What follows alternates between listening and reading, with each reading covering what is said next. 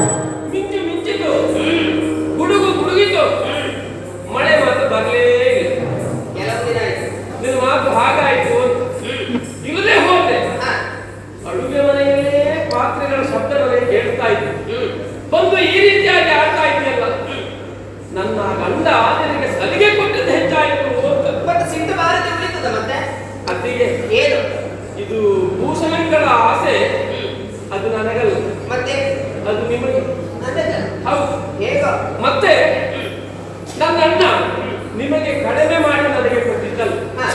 ಅಲ್ಲ, ನೀವು ತವರಿನಿಂದ ಹುಟ್ಟುತ್ತಂತಹ ಆಭರಣವನ್ನು ನನಗೆ ದಾರಿಯಲ್ಲಿ ಕೊಟ್ಟಿದ್ದಲ್ಲ. ಅವ ದಿಗ್ವಿಜಯಕ್ಕೆ ಹೋದಂತಹ ಸಂದರ್ಭ ಬೇಕಾದಷ್ಟು ಸಂಪತ್ತನ್ನು ಪಡೆದು ಬಂದಿದ್ದಾನೆ. ತನ್ನ ತಂಗಿ, ತನ್ನ ಭಾವ ಎನ್ನುವ ಕಾರಣಕ್ಕಾಗಿ ಪ್ರೀತಿಯಿಂದ ನಮಗೆ ಕೊಟ್ಟಿದ್ದಾನೆ. ಮತ್ತೆ ಮತ್ತೆ ನಿಮಗೆ ಅಂತಹ ಆಸೆ ಇಲ್ಲ. ಯಾಕೆ ಬರಲಿಲ್ಲ? ಒಮ್ಮೆ ನೀವು ಆಲೋಚನೆ ಮಾಡಿ. ನನ್ನನ್ನು ದಿಗ್ವಿಜಯಕ್ಕೆ ಹೋಗಿದ್ದಾನೆ, ಬೇಕಾದಷ್ಟು ಸಂಪತ್ತನ್ನು ಹೊಂದಿದ್ದಾನೆ, ದ್ವಾರಕ್ಕೆ ವೈಭವದಲ್ಲಿ ನಡೆಯುತ್ತಾ ಇದೆ. ಆ ಕಾರಣಕ್ಕಾಗಿ ಒಬ್ಬ ಭೂಸುರರಿಗೆ ಪ್ರೇಮ ಪತ್ರ. ಈ ಪ್ರಪಂಚದ ಹೆಣ್ಣು ಮಕ್ಕಳು ಹಾಳಾಗುವುದಕ್ಕೆ ಮೂಲ ಕಾರಣ ಯಾರು ಅಂತ ಕೇಳಿದ್ರೆ ನೀವು. ಮೊದಲ ಪ್ರೇಮ ಪತ್ರ ಬರೆದವಳು ಯಾರು ಅಂತ ಕೇಳಿದ್ರೆ ಅದು ರುಕ್ಮಿಣಿ. ಅದನ್ನ ಪ್ರೇಮ ಪತ್ರ ಬರೆಸಿದವರಿದ್ರೆ ಅದು ನೀವೇ. ಅದು ಸಂತೋಷದಲ್ಲಿ ನಾನು ಒಪ್ಪಿಕೊಳ್ತೇನೆ. ಅದರಿಂದ ಎಷ್ಟು ಮನೆ ಉದ್ಧಾರ ಆಗಿದೆ ಗೊತ್ತುಂಟಲ್ಲ? ಎಷ್ಟು ಮನೆ ಉದ್ಧಾರ ಆಗಿದೆ, ಎಷ್ಟು ಮನೆ ಹಾಳಾಗಿದೆ, ಅದು ಅವರವರ ಹಣೆ ಬರಕ್ಕೆ ಬಿಟ್ಟದ್ದು. ಹೌದಾ? ಹಾಳಾದವರು ಇದ್ದಾರೆ, ಆದರೂ ಅದಕ್ಕೆಲ್ಲ ನಾಂದಿ ಹಾಡಿದವರು ನೀವು. ನಿಮಗಂತಹ ಕೊರತೆ ಏನು ಹೇಳಿ? ಅಲ್ಲಿ ಈಗ ಪರಿಸ್ಥಿತಿ ಏನಾಗಿದೆ ಗೊತ್ತಾ?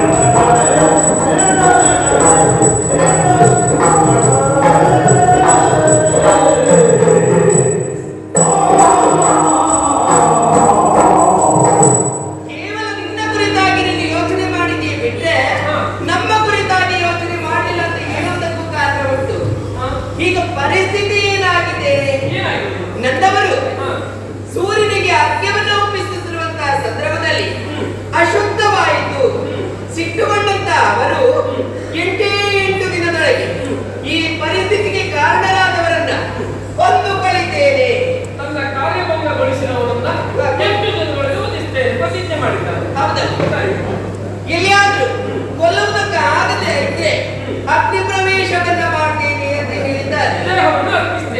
ಈ ಸಂದರ್ಭದಲ್ಲಿ ನೀನು ಬಂದು ಗೋಡೋಲೆಯನ್ನು ರಕ್ಷಣೆ ಮಾಡುವಣ್ಣ ಅಂತ ಕೇಳಿಕೊಂಡೆಯಲ್ಲ, ನಿಮಗೆ ಉಪಕಾರ ಮಾಡಿದ್ದೇ ಸಾಕು. ನೋಡು, ಉಪಕಾರ ಮಾಡಿದವರಿಗೆ ಪ್ರತಿಯಾಗಿ ಉಪಕಾರ ಮಾಡಬೇಕು, ಅದನ್ನು ಬಿಟ್ಟು ಅಪಕಾರ ಮಾಡುವುದಕ್ಕೆ ಮುಂದಾಗಬಾರದು. ನೀನು ಮಾಡಿದ ಹಾಗೆ ಆಯಿತು. ನಿನ್ನ ಜೋಡೋಲೆಯನ್ನ ರಕ್ಷಣೆ ಮಾಡಿದ್ರೆ ನನ್ನವರ ಪರಿಸ್ಥಿತಿ ಏನಾಗಲಿಕ್ಕಿಲ್ಲ. ಸಂಬಂಧದ ಬೆಲೆ ಗೊತ್ತಿಲ್ಲ. ಸಂಬಂಧ ಈ ಬಂಧ ಸಾಕೇ ಸಾಕು, ಸಾವಸ್ವೇ ಸಾಕು. ಅದರ ಬೆಲೆ ನಿಮ್ಮಿಂದ ನಾನು ಕಲಿತುಕೊಳ್ಬೇಕಾ?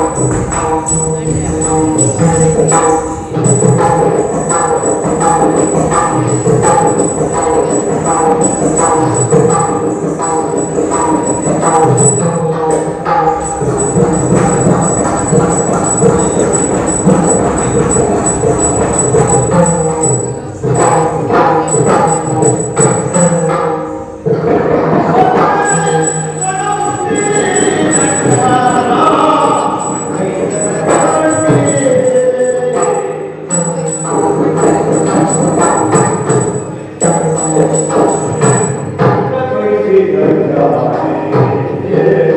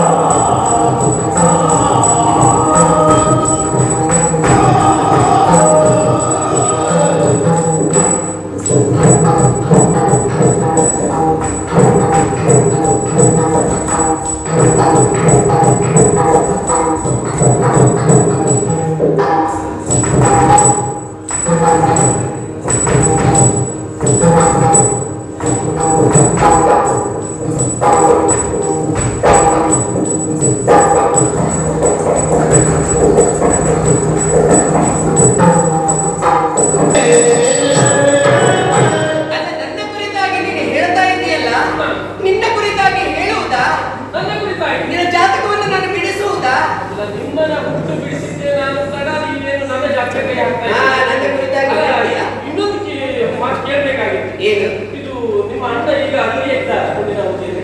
ಅದೆಲ್ಲ ನಿನಗೆ ಯಾಕೆ? ಹಾಗಲ್ಲ, ಭೋಜನಗಳಿಗೆ ಒಂದೇ ಅಂತ ಹೇಳಿ ಹೋದವ ಪುಂಡರಿಕಾಂಬನ ಕೊಲ್ಲದೆ ಕೊಂಡು ಬಾರದೆ ತಂಗಿಯನ್ನು ಮತ್ತೆ ಪುಂಡಿನಾವತಿಯ ಹೊಕ್ಕೆ ಘನ ಪ್ರತಿಜ್ಞೆ ಮಾಡಿದ್ದಾನೆ. ಆ ಪ್ರತಿಜ್ಞೆಯನ್ನು ಮುರಿದು ಪುನಃ ಪುಂಡಿನ ಹೊಕ್ಕಿನ ಸೇರಿಕೊಂಡಿದ್ದಾನೆ ಅಂತ ನಾನು ವರ್ತಮಾನ ಕೇಳಿದೆ. ಅಂದ್ರೆ ನಿಮ್ಮ ಮನೆಯವರೆಲ್ಲ ಮರೆಯಕ್ಕೆ ಬಿಟ್ಟವ್ರೆ. ಎಂತದ್ದು ಸಮಯ ಇದ್ರೆ ನಿನಗೆ ಹೋಗಿ ಕೇಳ್ಕೊಬ ಎಲ್ಲಿದ್ದಾನೆ. ಅದಲ್ಲ, ಈಗ ನಾನು ಹೇಳುವುದಕ್ಕೆ ಮುಂದಾದದ್ದು ಯಾವುದು? ನಿನ್ನ ಕುರಿತಾಗಿ, ನಿನ್ನ ಮದುವೆಯ ಕುರಿತಾಗಿ ನಿನ್ನ ಅಣ್ಣ ಬಲಭದ್ರ ನಿನ್ನನ್ನು ಯಾರಿಗೆ ಕೊಡಬೇಕೆನ್ನುವುದಾಗಿ ನಿಶ್ಚಯಿಸಿದ. ಹಾ, ಹಸ್ತಿನಾವತಿಯ ದೇಶ ಕೌರವೇಶ್ವರನಿಗೆ ನಿನ್ನನ್ನು ಕೊಟ್ಟು ಮದುವೆ ಮಾಡಬೇಕೆನ್ನುವುದಾಗಿ ತೀರ್ಮಾನಿಸಿದ. ನೀನೇನು ಮಾಡಿದೆ? ಹಾ, ನಿನ್ನಣ್ಣ ಬಲಭದ್ರ ಚಾತುರ್ಮಾಸವನ್ನು ಕಳೆಯುವುದಕ್ಕೆ ಬಂದಂತ ಸನ್ಯಾಸಿಗೆ ಸೇವೆಯನ್ನ ಮಾಡುವುದಕ್ಕೆ ನಿನ್ನನ್ನು ಕಳುಹಿಕೊಟ್ಟ. ನಯವಿನಯದಿಂದ ಸೇವೆಯನ್ನ ಮಾಡಿದೆ, ಮರಳು ಮಾಡಿ ಅವನನ್ನು ಆ ಸನ್ಯಾಸಿಯ ಜೊತೆಯಲ್ಲಿ ಓಡಿ ಹೋದವಳಲ್ಲ. ಸನ್ಯಾಸಿಯನ್ನು ನಾನು ಸೇರಿದ್ದು ಒಟ್ಟಾರೆ ಚಾತುರ್ಮಾಸವನ್ನು ಕಳೆಯುವುದಕ್ಕಾಗಿ ಬಂದಂತಹ ಸನ್ಯಾಸಿ ಹೌದು. ಆ ಸನ್ಯಾಸಿಯನ್ನ ಬರೇ ಸನ್ಯಾಸಿ ಅಂತ ಕರೆಯುವುದಲ್ಲ, ಆರ್ಥ ಸನ್ಯಾಸಿ. ನಮಗೂ ತಿಳಿದಿದೆ ಅದು ಪಾರ್ಥ ಹೌದು. ಅದು ಬಂದ ವೇಷ ಯಾವ ವೇಷದಲ್ಲಿ ಬಂದದ್ದು? ಸನ್ಯಾಸಿ ವೇಷದಲ್ಲಲ್ವಾ? ಅವನ ಜೊತೆ ಓಡಿ ಹೋದವಳು ನನಗೆ ಬೋಧನೆ ಮಾಡ್ತಾಳೆ. ಹಾಗೆ ಹೇಳಲೇಬಾರದು. ಅದು ಯಾಕೆ ಗೊತ್ತುಂಟಾ? ಹಿರಿಯಕ್ಕನ ಚಾಳಿ ಮನೆ ಮಂದಿಗಲ್ಲ ಅಂತ ಒಂದು ಗಾದೆ ಉಂಟು. ಮೊದಲು ನೀವು ಇಂಥದ್ದೊಂದು ಪ್ರಕರಣ ಮಾಡಿದ್ರ, ಆಮೇಲೆ ನಮ್ಮ ಮನೆಗೆ ಬಂದ್ರ, ನಮ್ಮ ಒಡನಾಟ ಆಯ್ತಾ, ಅದು ಆ ಚಾಳಿ ನನಗೂ ಬಂತು ಅಂತ. ಎಂತದ್ದು ಅದು ಚಾಳಿ? ಅದು ಅದಲ್ಲ. ಮತ್ತೆ ಯಾಕೆ ನಾನು ಪಾರ್ಥದೇವರನ್ನ ಮದುವೆ ಆದೆ? ಅಂದು ಗಜಗೌರಿ ವ್ರತದಲ್ಲಿ ಪಾರ್ಥದೇವರನ್ನ ಕಂಡು ಮನಸಾರೆ ನಾನು ಪ್ರೇಮಿಸಿದೆ, ಪ್ರೇಮ ನಿವೇದನೆ ಮಾಡಿದೆ. ಅಣ್ಣನಲ್ಲಿ ಈ ವಿಚಾರವನ್ನು ಪ್ರಸ್ತಾಪಿಸಿದಾಗ ಮುಂದೆ ನೋಡಿಕೊಳ್ಳೋಣ ಅಂತ ಹೇಳಿದ್ದಾನೆ.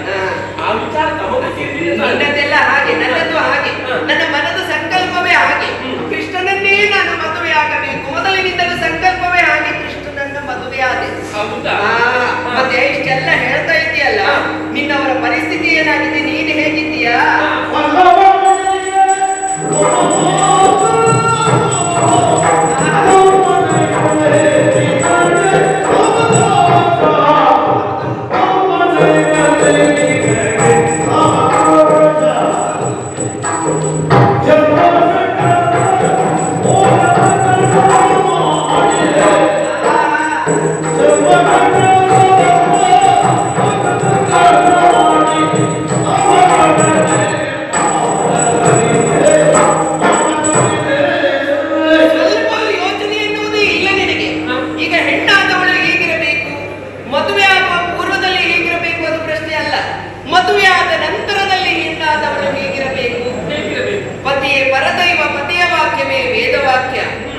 ಜೀವನದ ಕೊನೆಯ ತನಕ ಅವನ ಜೊತೆ ಬಾಳಬೇಕು, ಬದುಕಬೇಕು ಎನ್ನುವುದಾಗಿ ಕನಸನ್ನ ಕಾಣಬೇಕು. ನಾನೇನು ತಪ್ಪಿದ್ದೇನೆ? ತಪ್ಪಿದೆಯಲ್ಲ.